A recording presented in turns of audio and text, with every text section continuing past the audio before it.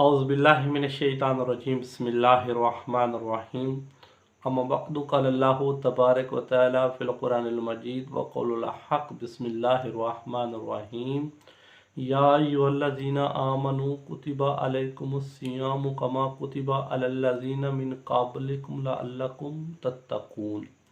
अल्लाह अपनी लारैब बेऐब किताब में इरशाद फरमा रहा है सूरह बकरा में कि ऐ ईमान वालों, तुम पर रोज़े फ़र्ज कर दिए गए हैं जैसे कि तुमसे पहले लोगों पर फ़र्ज कर दिए गए थे, ताकि तुम परहेज़गार बन जाओ।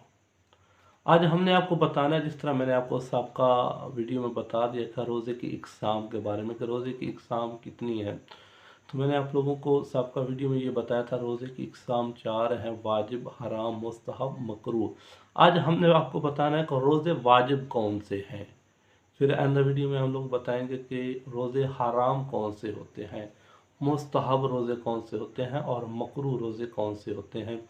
तो आज हमने इस वीडियो में आपको बता रहे हैं कि वाजिब रोज़ा कौन सा है। रमज़ानुल मुबारक के रोज़े आप पर वाजिब हैं। जो रोज़े वाजिब हैं वो 5 किस्म के हैं। मैंने आज आपको वो नाम बताने, जो रोज़े वाजिब हैं उनके मैंने आपको नाम बताने हैं कि वो कौन से वाजिब रोज़े हैं, उनके नाम कौन से हैं। रमज़ानुल मुबारक का जो रोज़े होते हैं वो हैं वाजिब, आप लोगों पर वो रोज़े वाजिब हैं।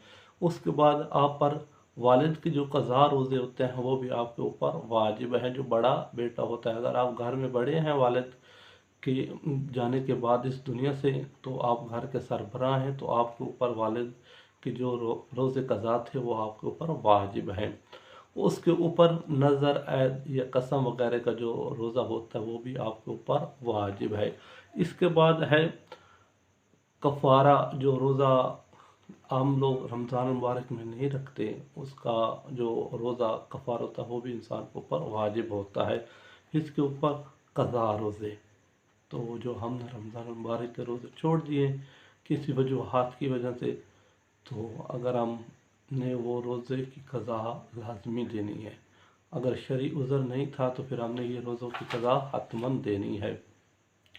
तो मैंने आपको ये 5 नाम बताए हैं जो रोज़े वाजिब थे: रमज़ानुल मुबारक का रोज़ा, क़ज़ा रोज़े, नज़र, ऐद या कसम वगैरह का रोज़ा, बाप के क़ज़ा रोज़े।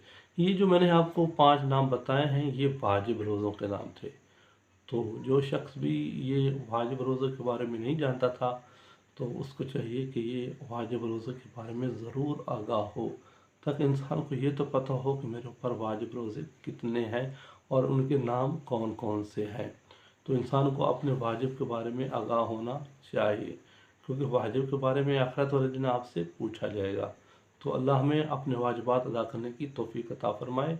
अस्सलामु अलैकुम व रहमतुल्लाहि व बरकातहू।